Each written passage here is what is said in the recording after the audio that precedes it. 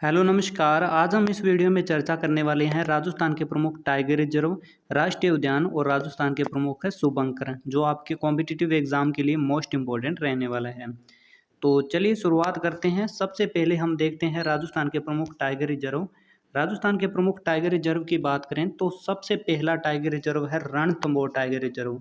अगर वो आपसे पूछे कि राजस्थान में सबसे पहला टाइगर रिजर्व कौन सा था, तो वो रणथंभौर टाइगर रिजर्व था, जिसे टाइगर रिजर्व का दर्जा 1973 में दिया गया था।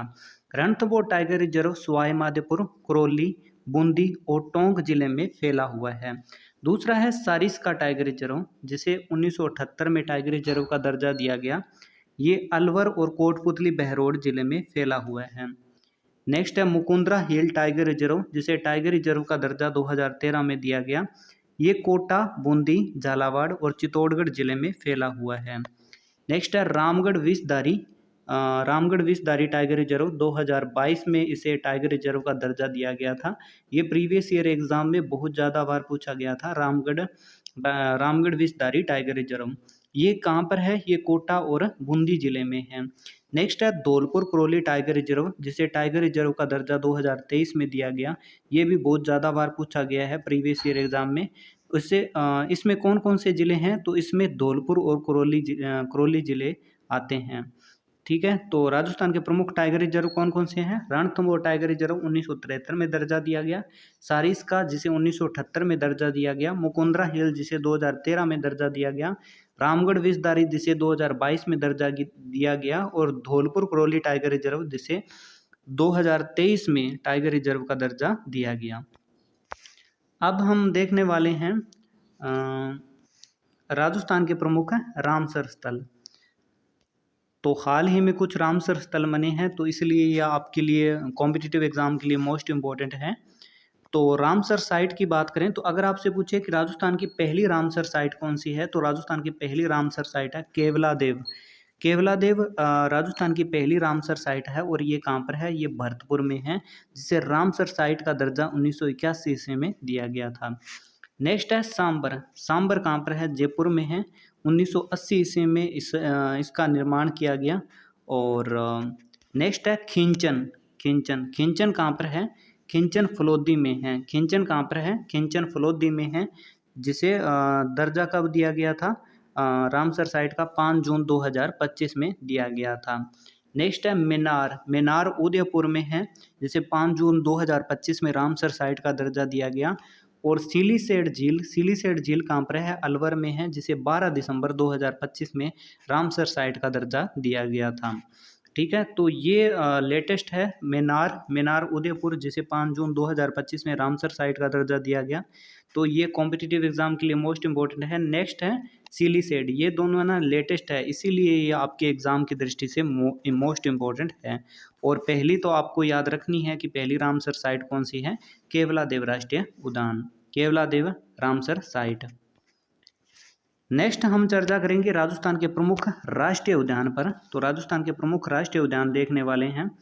तो पहला राष्ट्रीय उद्यान रणथंभौर राष्ट्रीय उद्यान, जिसे राष्ट्रीय उद्यान का दर्जा 1980 में दिया गया। ये कहाँ पर है? सवाई माधोपुर में है।